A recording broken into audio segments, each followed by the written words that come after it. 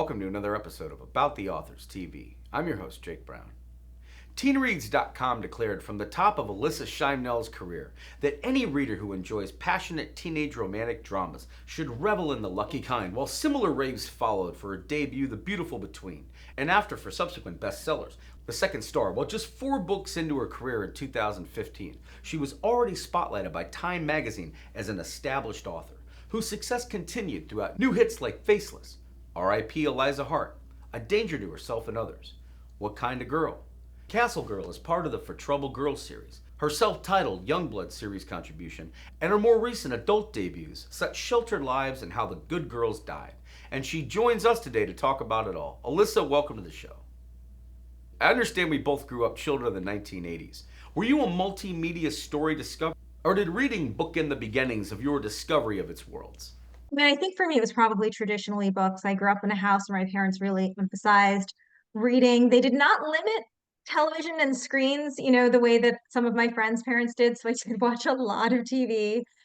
We didn't have cable. I remember my grandmother on my mom's side had cable. And so my sister, who was older than I was, like introduced me to MTV and all of that.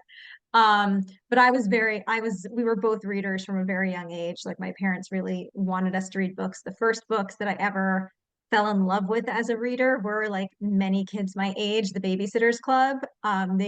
I actually wrote my college admissions essay about the Babysitter's Club. The first line was, "The Babysitter's Club changed my life." Or no, it was, "I owe everything I am to the Babysitter's Club," because those were the books that turned me into a reader. Because I think until I started reading those books, I hadn't quite fallen in love with reading. And it was when I started reading those that I fell in love with it. And from then on, I was just everything I could read. Now, my brother and I reenacting G.I. Joe cartoons or the Transformers or Terminator was how we first started making up stories together as little kids. For you, did it begin like that with your siblings, or perhaps on the playground or in a classroom? And any teachers you credit with first helping you discover your own talent for it? I think both my sister and I were kids who my sister's also a writer. We had notebooks where we wrote stories, and that was kind of what we did in our spare time on the weekends, like at our grandmother's house, the grandma who did not have cable. So she didn't even have basic cable. She had, rabbit ears antenna, and this is through the 2000s, she had the rabbit ears. So there's a lot of notebooks and writing stories. But I think for me, sort of in terms of in my education, where I really fell in love with writing was in 4th grade. I had a wonderful teacher. Her name was Marie Focius, and I did not love school until 4th grade. And then I had this really special teacher, and she, on almost every Friday, we had story writing time, create a creative writing, hour. I actually, it might have been 20 minutes. I was 9 years old. It felt like hours, but I just loved that so much. We would write stories. She would often give us an assignment about what the story should be.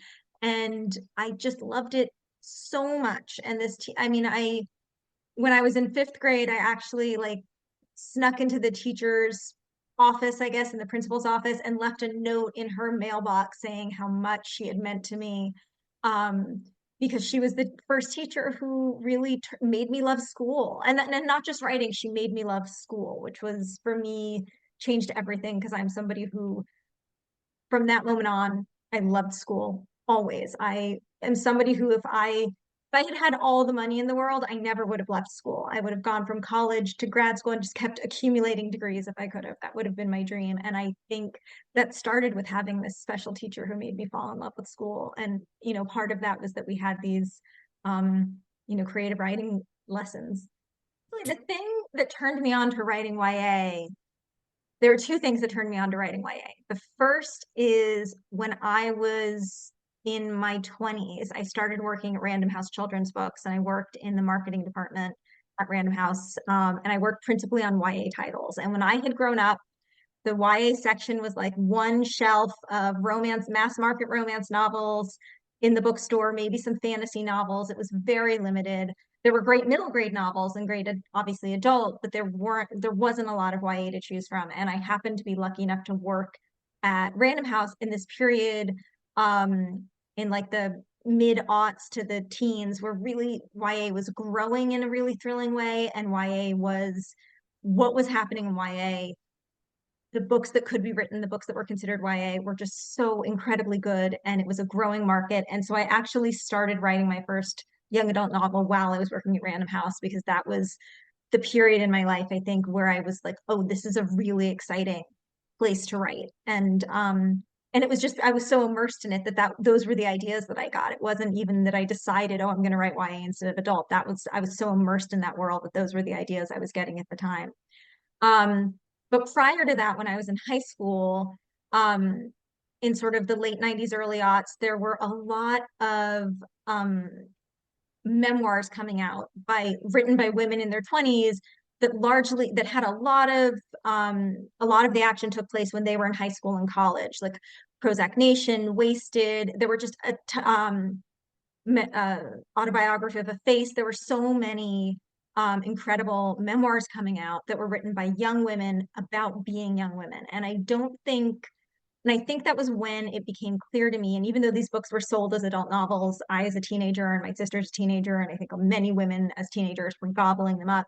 And I think it was when it occurred to me that these were stories people were interested in hearing. What it was to be a teenage girl, what it was to be a girl in her 20s, was something in her teens and 20s, was something that people were interested in reading. And I don't think I had read that before in a way where it was taken quite that seriously.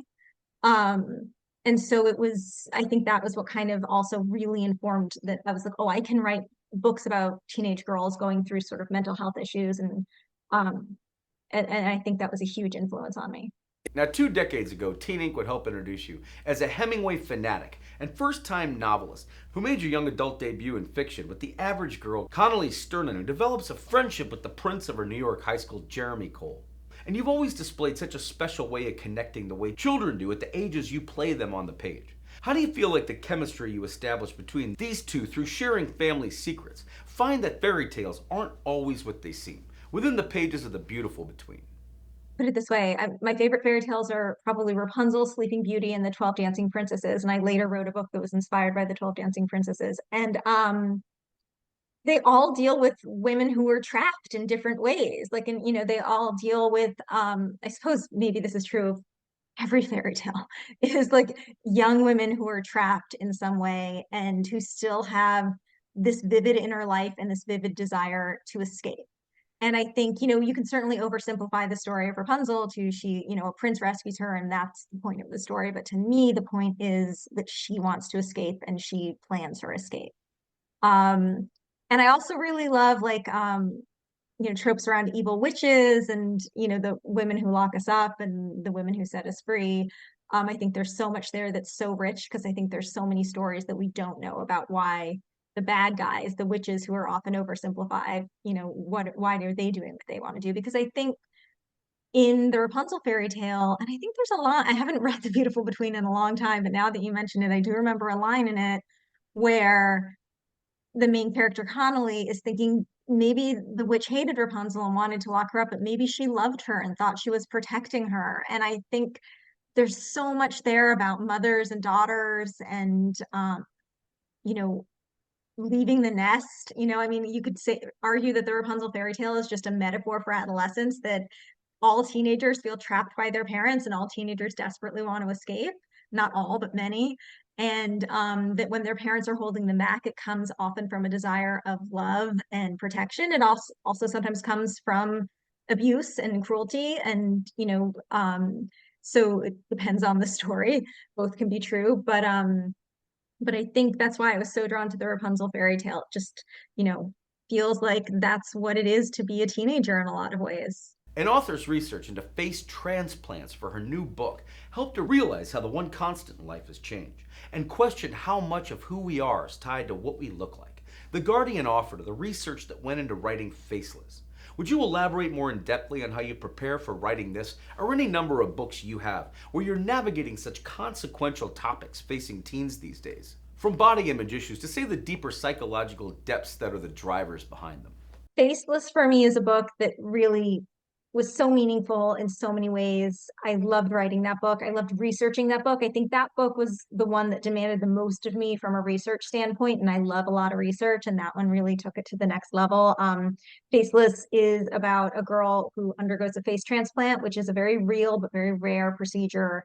Um, and, you know, And I took some liberties in the book. I don't think they would ever happen to a 16-year-old girl, this procedure, and they certainly wouldn't happen as quickly as it happens for my character.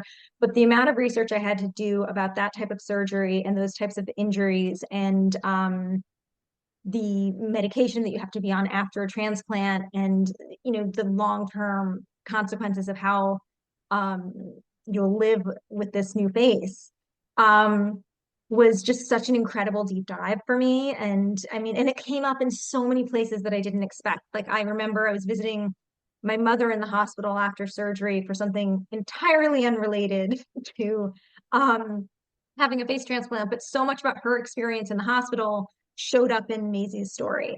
Conversations I had with my own doctors found their way into Maisie's story.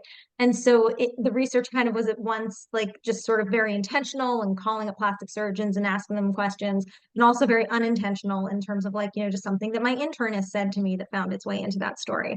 So that book really always will have a special place in my heart. Sometimes mean girls have a reason. Kirk is teased ahead of diving deeper into the reasons behind why. After Ellie Sokolov seeks refuge from her seemingly incurable anxiety condition far away from her New York City home, heading for the Ventana Ranch boarding school in Big Sur, where at first relief arrives when she discovers that her childhood best friend, Eliza Hart, is a student.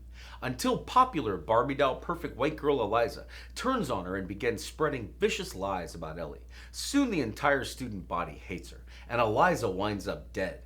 Talk about creating the murder mystery that follows here. After having fallen from a cliff, almost everyone assumes Ellie killed her, as Jewish Ellie's biracial African American and white sweetmate Sam helps her work to clear her name. As the narrative alternates between Ellie and Eliza, the latter girl telling her story from her place after death. As the characters reinforce the stigmas of mental illness, the text dispels those problematic myths about depression, bipolar disorder, and phobias, and R.I.P. Eliza Hart. It's incredibly intense. I think, again, with R.I.P. Eliza Hart, I put the action in a private school, in this case, a boarding school. So it was already like an isolated, sort of contained environment. So there's no escape from it. There's no like, well, I can go home at the end of the day where nobody says mean things about me if you're lucky. But you're never free from the rumors because you're living on this campus where there are rumors about you. And I think the sense of feeling trapped and I mean, this book has a whole theme of claustrophobia, but like a character is actually claustrophobic, but there's also this feeling of claustrophobia on this campus in the middle of nowhere where you're too young to drive. It's not like you can get off campus easily, or, I think this character doesn't have a car. I think other characters do because they're teenagers. But the main character, who's the subject of all these rumors, does not, because she's from New York. So she's just not a kid who grew up having a car. And so she's trapped there. There's nothing she can do. And all she can do is live in this place where there are rumors, but she also doesn't want to go home because that also feels like a trap in other ways. I'm a very regimented writer in terms of my routine. I tend to write at the same time every day. I tend to write in the same place every day. So for me, it's more, I'm in my workspace. So I'm not necessarily kind of getting into like a method headspace where I mean, I always have the character's voice in my head, and that's, obviously the most important thing is to have their voice in my head. But for me, I think part of it is I'm in this space at my desk at a time of day when this is what I do. And I get into that headspace, whatever the story is I'm telling. I know a lot of writers like to take their computers out into the world and write in different environments. They get a lot of energy out of that. And I need to be, I mean, if I have to do that, if I can't be in my space, I can manage. But if I have my choice, I want to be in my space between like 10 a.m. and 1 p.m. is when I like to write. And I really just think for me, it's the routine of writing, which I know is not like the most exciting answer, but for me, to me, the writing routine is what helps me work and helps me get into the space. Hannah knows there's been a mistake, and she doesn't need to be institutionalized. After all, what happened to her roommate at that summer program was just an accident. As soon as the doctors and judge figure out that she isn't a danger to herself and others, she can go home to start her senior year. Those college applications aren't going to write themselves after all. Until then, she's determined to win over the staff and earn some privileges so she doesn't lose her mind to boredom.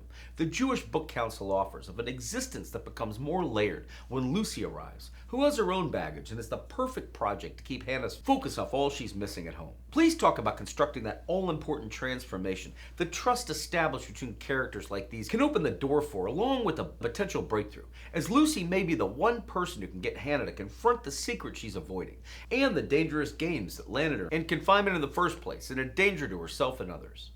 With that book, the initial spark of the idea came from the notion of a girl trapped in a room. That was how that story started. So that was where I began, was what are the circumstances in which a girl, it actually came from a tweet. An editor that I follow tweeted something about that she was looking for like a YA book that reminded her of Room, where you were confined to a space.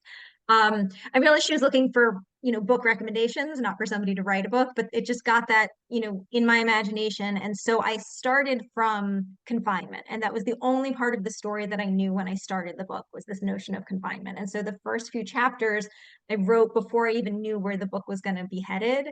It started from this notion of confinement. And I think something that is interesting about that book that also overlaps with The Castle School, which we were just talking about, um, is this idea that even when you're in a place where maybe the doctors and the people in charge have your absolute best interest at heart and they want to help you, for at least these characters, when they arrive in these places, they arrive with suspicion this is a bad place, this is dangerous, because if I am confined like this, it must be bad. Now, that's not true, obviously, of all patients who find themselves in places like that, or all places don't necessarily make you feel that way, but that is common between these two.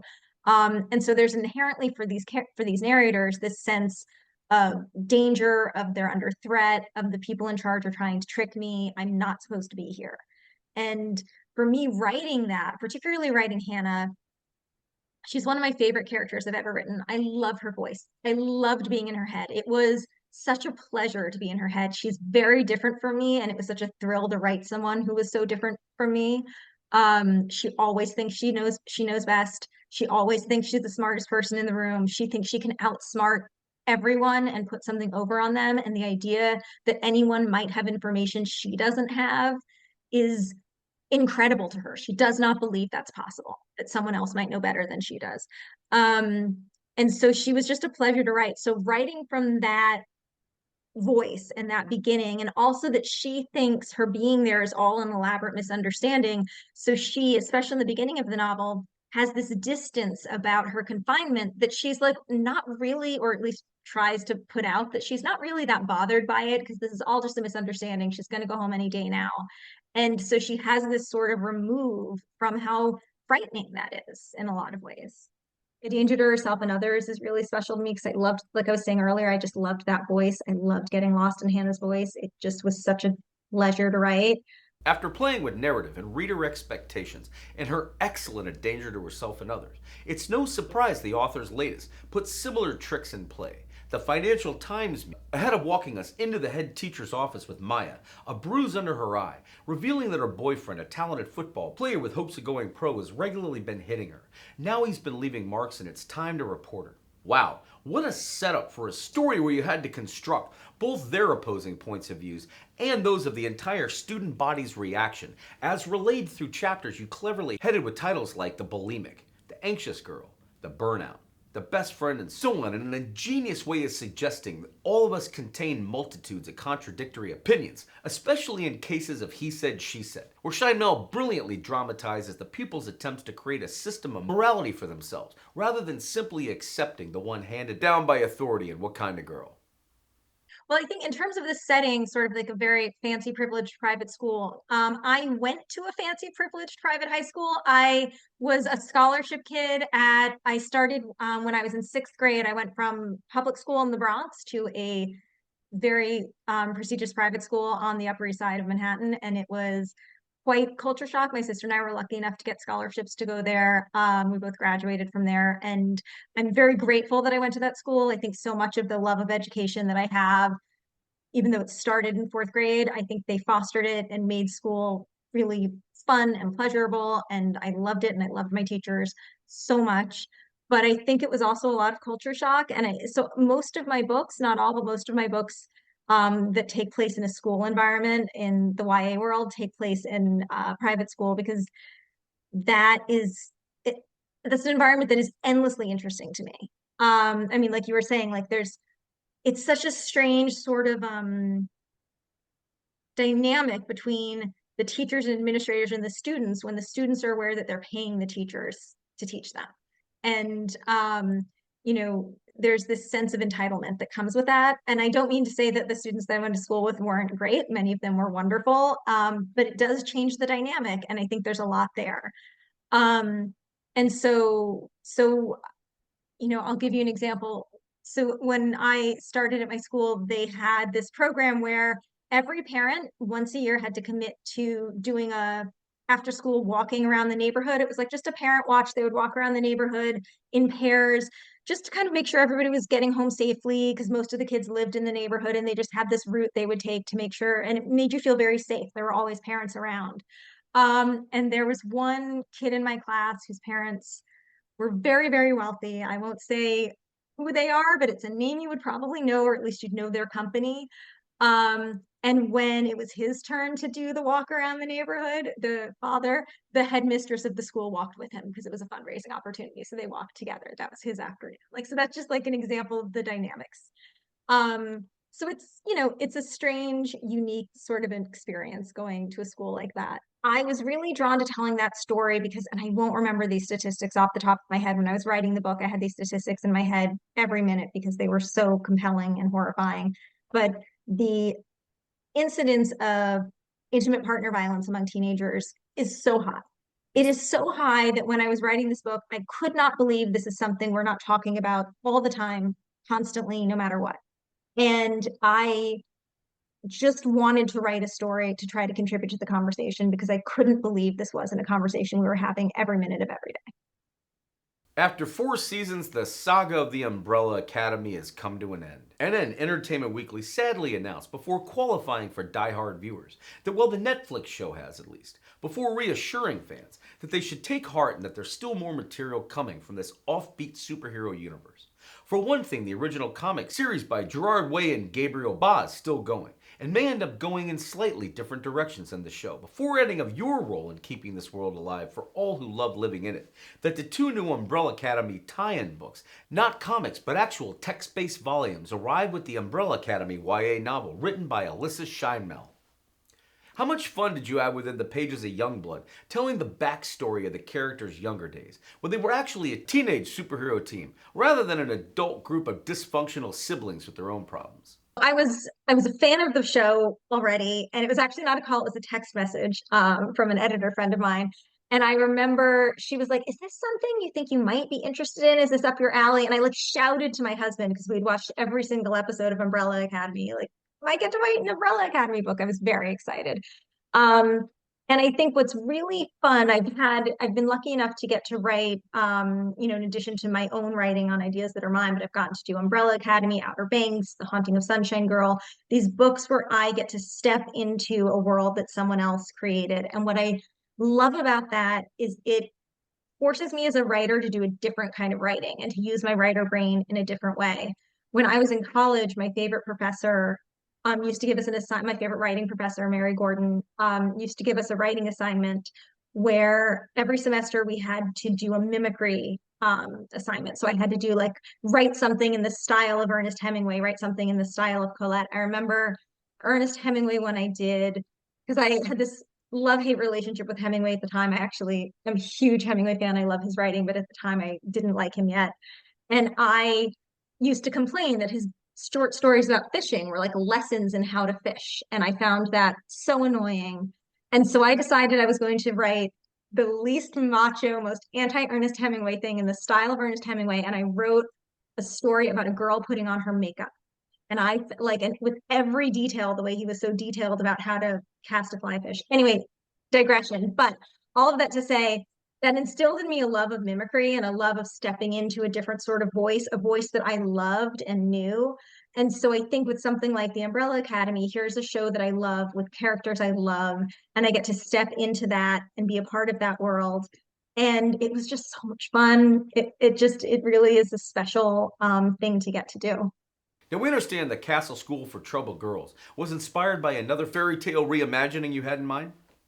Part of, I think, the process for a lot of us is we come up with ideas that just don't work in execution, or that for some reason people don't like, or it's not the right time for them. Like I was saying earlier, the Castle School for Troubled Girls, when I first had that idea, um, it was as a fantasy book, and I think I started writing that fantasy version of it at least 5 years before it actually became a book and it became a different book. The Castle School for Troubled Girls was inspired by the 12 Dancing Princesses fairy tale. When I first wrote it, I wrote it as a fantasy, and there was like a magical element, and because there are these two schools, and in the original when I wrote it, others the school that my main character Moira was sent to was like a traditional school, but there was this magic portal to this magic school, where she and the girls would dance every night, and it did not work as a fantasy novel, but I just, it really, that was the principal inspiration, was this idea of the 12 Dancing Princesses, which again, I think is a metaphor for adolescence. It's, someone trying to hold you back and control you when you're determined to break free. The Castle School for Troubled Girls, because I love the 12 Dancing Princesses fairy tale, like just gave me such a fun place to play. We'd similarly love to hear what you found most thrilling about writing within the universe of Lights Out for Outer Banks, and then the Hunting of Sunshine Girl YouTube series adaptation. It's so much fun because so much of writing you're by yourself, right? And getting to do these projects that are collaborative, where you sit down with, in both cases, I got to sit down with the creators of the show, and we brainstormed the plots together and plotted out these stories together. And again, it's just such a nice change from the, like, look, my favorite thing is getting to write my own books. I'm not complaining. I don't mind the isolation. I like it. And the thing is, writing your own book is even very collaborative. You have editors and agents and readers, and so it's still a lot of collaborating along the way. But there's something special and different about when you get to collaborate from the start, particularly when you're collaborating with writers who've created worlds that you already love. Like, I mean, I can't imagine getting a call, like you were saying, like, someone who could do Buffy or George Lucas, or like, some of my very favorite things in the world. Like, so it is such a treat to get to do that. And it exercises for me, it exercises a very different part of my writing brain.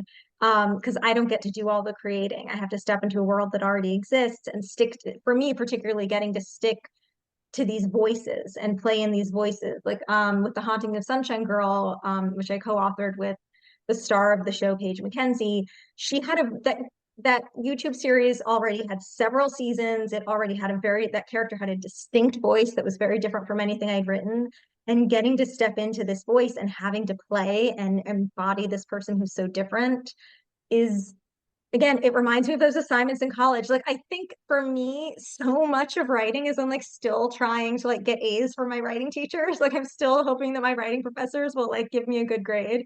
And so, getting to do that was, basically getting to do an assignment all over again, but for many, many, many more pages.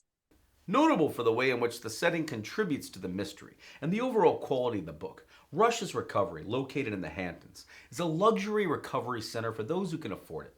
Billed as a place celebrities can get help without the paparazzi banging down the door, Book Riot provides the reader with informationally, before adding that with the arrival of the latest patients, they're not following the behavioral agreements they sign. This is leading to some dangerous situations, the kind no amount of cold plunges can handle. But what the celebrities themselves are doing may be lesser of the scandal plaguing Rush's recovery. The center itself has a dark history, and not all the guests may make it out in one piece. Before we meet the unfortunate patients there, let's talk about how you created the personality of Rush's recovery itself in such sheltered lives. The world of the Hamptons is, so far at least, just endlessly inspirational. There is so much that is fascinating to me about this part of the world. I think, like you were saying, you have small houses right next to these mega mansions. And by the way, the small houses are also worth millions of dollars because the land they're on is worth so much. But the people who've lived there have lived there in some cases for generations, actually working the land and fishing these waters. And so the I think so many people, when they think of the Hamptons, think of, the way they've been portrayed in TV shows like Revenge and Gossip Girl, and have this idea that everyone who lives in the Hamptons is incredibly wealthy. And that's not, it actually has a very working class background, a lot of farmers, a lot of fishermen. And it has this really deep history. I don't know if I'm going to get this right, but Southampton, I think, is like the oldest English speaking settlement in America. Don't quote me on that. I mean, I know I'm obviously being recorded, you'll quote me, but I'm not positive that's right. But there's also this very long history. And So it's just like a fascinating part of the world. The haves and the have-nots are right next to each other. And I think, and sadly, like the people who have lived here for generations in many cases are getting priced out of these, their children can't afford to live here, so it's unfortunate. But in any event, so I think it's just endlessly interesting, endlessly inspirational to me. And for and I think in the world of Russia's recovery, I set it on Shelter Island because again, I wanted to give a sense of real isolation. Like the Hamptons themselves in the wintertime already feel very isolated or can already feel very isolated because they do empty out a lot in the wintertime versus obviously in the summertime when it's packed.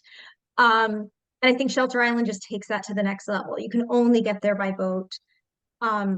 It can feel very quiet in the winter. And I think then I took that a step further by putting my characters in a place that's behind gates that, is even isolated one step further. So for one thing, none of them are near their home. They're from, in some cases, California, in another case, the UK. And then they have to fly into JFK to get close, then another trip from JFK to Long Island, then another trip on a boat to Shelter Island, and then another, behind a gate once they get to Russia's recovery, the treatment center. So I wanted to give like a real sense of isolation, and it's not a place you can just leave. You can't just say, you know what, I've had enough, I'm leaving. Three intricately woven stories of addiction, resentment, and deceit converge in an exclusive rehab facility for the rich and famous, where the mysterious death of a patient threatens to expose the troubled history of the treatment center, along with the painful secrets of each guest. Book Tribune reveals. Let's do more about each of the co-starring guests here, among a look behind the glamorous facade to see how the super wealthy face their addictions, disorders, and grief, including Amelia Blue Harris, Lord Edward of Exeter, and Pastor Prime music star Florence Bloom. How did you model these characters on composites or real tabloid regulars, say, who might wind up together in a backdrop like this? And why did those stereotypes specifically make sense for the three primary points of view that you tell the story through here? The idea actually originally began with an article I read about a treatment center in Zurich that was, very similar, like a treatment center for ultra high net worth individuals where celebrities go, where aristocrats go. And so I actually read that article um, and was so interested in what could lead someone to a place that most of us will never know exists, like a place most of us have never even heard of and will probably never hear of. So it started with the setting for me, which often isn't the case. Often for me, it starts with character, but in this case, it started with the setting. And I think once I had that setting in my head, I was trying to imagine what kind of people would be in a place like that. And so, of course, for me, it was like an aristocrat, like who has that kind of money, who has that kind of resources. So, aristocrat, a celebrity, and the child of a celebrity. And so, that's kind of where it began. And so, Amelia Blue is the daughter of sort of a Gen X 90s grunge bass player and a sort of I think she would describe her mother as sort of like a 90s groupie, a bass player groupie. And so those are her parents. Her Lord Edward of Essex is the son of a duke, and Florence Bloom is sort of a has-been rock star. And I could picture all of them in this place. And once I kind of put them there and got their voices stuck in my head, the plot began to unfold from there. It's not just dialogue for me because this book is told from three different first person narrators. So it's also just their voices in their head, their internal monologue as well as their external dialogue. So I think for me, like getting their voices stuck in my head, this is one of the reasons I can't listen to music while I'm writing, even though music is a huge part of this book. So I did listen to music kind of in and around writing it. But I couldn't listen to music while I was writing because I needed these characters' voices stuck in my head. And I think once I kind of land, like you said, like Lord Edward has a British accent, so that kind of voice in my head. But he's somebody who's lived in America since he was a teenager, so there are also he doesn't have a lot of Britishisms, which was important to me because I didn't want to get that wrong. Um, and so I think, once I knew their voices in their head, but these are also characters who self-edit. The voice in their head is different from what they want to say out loud because they're all holding their cards very close. So you have to not only know the voice in their head, but you have to know what they're willing to say, whether it's to their therapist, to the other patients at the center. like what they're to the people who work at the center, like what they're willing to say out loud is very different from what they tell you internally, Yeah. holding a lot of secrets in. I mean, I think that is exactly what propelled the plot, is how do we get these characters who are not willing to share very much, who are holding everything so close and have so many secrets, how do those secrets come to light? I mean, that's basically the entire plot, right? Is how do I get these internal secrets and these internal voices and these things they never want to talk about and they don't want to tell anybody out into the open where they can really work it out in the way that they need to be worked out. So I think that is kind of the propulsive, that's what's propelling the plot. When you're writing a murder mystery like this one, what are your favorite aspects to solving the riddle for yourself? Who done it before the reader is even on the case? I think with these characters, they particularly with people who are supposed to be there to help them, their therapists, they don't want to tell their therapists anything. They want to keep all of that to themselves. So when things do come out, it usually is not always, but most of the time it's not to the therapist. It's to another patient at the center or someone who works at the center in another capacity. So I think, how to write these therapy scenes with very uncooperative people who are in therapy is really, and it's a fun challenge because how do I get them to hear the questions that they're being asked and think one answer and say another, without it being boring for the reader to be like, oh, well, they're thinking this, but they're saying that. Like, how can you make it be where, because they're also not going to give it all away to the reader either. They don't even want to allow themselves to think some of these answers. So that, it comes out in tiny bits and pieces. I like an outline. I'm an outliner, so I have an outline while I'm writing. I still think that is like the moment of creation because I'm figuring it out while I outline. So I end up having like a whole other step in my writing process because I have to, and I see an outline very much as a guideline. Absolutely, things change along the way. And so, I love an outline, but I'm not like married to my outline. My outline is, more like a situationship where we can, it's not super serious. But I think I really like to know where I'm going. There's a quote, well, I don't remember who said it. There's this fabulous quote. I want to say it's Tolkien, but I'm sure that's wrong. That like having an outline is, it helps when you know where you're going to have a map, when you know where you want to go to have a map. And it's said much more beautifully and poetically in this quote that I cannot remember whom to attribute it to. But it just, I like having a map, but I also like having the freedom to veer off course and explore and take the scenic route. Now, what do you look most forward to in creating new thrills for readers? In the story like you tell and how the good girls died. It's so funny. So much of what we've talked about already about my YA comes up in How the Good Girls Died in some ways very explicitly. I began writing that a few years ago with a sort of different conception of how the story was going to go, and it wasn't the right time for it. And I came back to it a couple of years later. So, I definitely think for me, books and book ideas can have different lives along the way. It's the story of a girl named Francie Elias whose mother died. I should probably say like dead mothers loom really large in my writing right now. My own mother died a few years ago, so every idea that I have these days has a mother who's gone. I think it's how I'm, working this out. So it's a girl named Francie Elias who is a junior again, she went to a public school, and after her mom died, her father took her out and put her in this very fancy private school. She has culture shock. Um, and she is determined not to be a loser at her new school the way she was at her old school. And the school has this gossip app. The town that the story takes place in is called Arborville, and the gossip app is called Arbor Thrill. And she wants to be, the gossip app is invite only, and she wants to earn an invite. And so that is her main focus: is I'm not going to be a loser anymore. I'm going to be popular, and I'm going to get an invite to this app. And at the same time, two girls across the street from her, one of whom is the most popular girl in her class, um, mysteriously die. And Francie, whose mother just died, is not remotely interested in anything to do with death. She's like, I don't want to talk about it. I don't want to think about it. I've been there, done that. And she thinks she knows all there is to know because her mother died. And so, but she's kind of reluctantly in her mission to gain admission to this app, she's reluctantly pulled into the rumors swirling around these girls' deaths.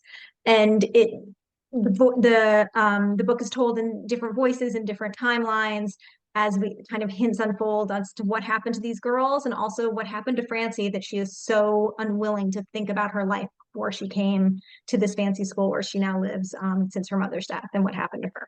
like I said, I do outline. So I outline in order of chapters, not necessarily in chronological order. So when I outline, I like to outline the back and forth, although every outline is different. So if I do another book that has alternating outlines, I might outline it separately. So but for this book, I outlined it in order. But I think in order of chapters, not in order of chronology. But something that happened that was like surprising and wonderful was I would get to the end of one, you know, beat in like a past timeline, and the next chapter, without my realizing it, picked up at exactly the cliffhanger the last one kind of left off on in the contemporary timeline and answered questions of the previous one. So I think because I tend to outline in order chapter by chapter instead of in order chronologically, my brain is going unconsciously like what needs to happen next. I think it just kind of happened very organically in the case of outlining this. That might not happen next time. I do really love writing with different voices and different and whether it's a different timeline or different characters or different settings. I just think that gives me a place to play. It's been a long time since I've written just a straight narrative book. I think it's been since Danger to Yourself and Others, which was like a very close very, very close first person narrative where you're never out of that character's voice. But I think it's the last time I wrote a book where I didn't have different voices and different characters and occasionally different timelines. Beyond that, what are your favorite moments of spending time, so to speak, with a new story as it's first evolving? But I mean, to tell you the honest truth, my favorite book is always the one that I'm currently working on. And I think it just has to be that way. The one that I am most in love with and most excited about is the one that I'm writing right now. And I don't like to go back and read my old books. So I may say like, oh, how much I love being in Hannah's voice. I don't want to go back and read it. Because I'll edit myself and think how differently I would wish I could have written that now. Um, so I don't like to go back and read it. So the book that I love the most, my favorite book, is the one that I'm writing right now. Or in this case, right now, I'm actually in between deadlines, so I'm trying to plot a book right now, and so plot another adult novel. So that's the book that I'm the most excited about at the moment. Finally, what's your advice for the YA author looking to successfully transition into the adult realm as you have? For one thing, I would say trust the ideas that you have. If the idea that you have is a YA idea, don't shy. If it's a wonderful idea and you love it, don't shy away from it because you have this dream of breaking into adult. Because I mean, I can tell you, I had been thinking for years about breaking into adult, but I just didn't land on the right idea. But in the meantime, I had some YA ideas that I did want to write. Um, and I think even actually when I got the idea for Such Sheltered Lives, initially I wasn't sure if it should be a YA or an adult. I had an idea for both executions. I had a sense of how I could write it both ways. And I actually wrote two versions of the first few chapters when I started to draft it. I wrote a YA version and an adult version. And I felt really excited and inspired about both of them, but I let the idea kind of lead the way. And I had some thoughts about some things I could do with it as an adult book that maybe wouldn't make sense as a YA. And that got me really excited about writing it as an adult. So I let the idea kind of take the lead. Um, but I think, for me, my number one piece of advice for aspiring writers is to read everything you can get your hands on. One of my favorite professors in college, the advice he gave me was to read books by people who are doing the type of writing that you want to do better than you can possibly do it. So at the time I was writing a lot of essays, and he was like, read Joan Didion. And of course, Joan Didion, the greatest to ever do what she did. I was never going to write like Joan Didion, but boy, did I learn a lot about how to write essays from reading Joan Didion. So I think if that is, if you're trying to break into adult, by all means, read a lot of books that are the genre that you want to read. But I would take it a step further and also read a lot of books that are not that genre, because I truly believe every single thing I've ever read has taught me something about how to write. Even the things I don't like, they've taught me about the type of writing I don't want to do. Even textbooks have taught me. My favorite textbook in college was this psychology textbook. I still love it. And it the writer of this textbook I mean, psychology is already a very interesting subject. It was my minor in college and I love it. But it also, he would kind of intersperse things with like references to Shakespeare and little jokes and asides, which I'd never seen in a textbook before. And it made that subject even more interesting to me. So that taught me something about how to put humor in what seems like it should be very serious. And so I think every single thing you read teaches you something about how to write. And it can also be where your ideas come from. Like I said, Such Sheltered Lives, the initial idea came from reading a newspaper article. So I think, just being a magpie and being really open to everything that might teach you something, inspire you, give you an idea, and just like staying open and not closing yourself off to all of that is probably the best advice I could give someone. As a reader, even if you don't want to be a writer, staying open-minded as a reader, I think is probably the greatest gift as a reader that you can give yourself, and not say, well, well, I don't read that kind of book. My father is very, oh, I don't read that kind of book. And so there are so many, he's always complaining that he has nothing to read. And I'm like, oh my God, if I live to be 100, I will never read every single book I want to read. I have the opposite problem. I'm overwhelmed by the amount of books I want to read. And I think part of the problem my poor dad has is he's closed himself off to a lot of types of books. He's like, well, I don't like that type of book. So you recommend something to him? He's like, no. And so I think, just being as open-minded, and no fault to my father, who's a wonderful reader and instilled such a love of reading to me. I just think as he's gotten older, he's become a little more set in his ways, as many of us do. But I think staying curious about where inspiration might strike, what books might appeal to you, what you might love to read, and never saying to yourself, well, I just don't read that. Alyssa, it's been fantastic talking today. Thanks so much for taking out time to be on About the Authors TV. It's just been such a great conversation.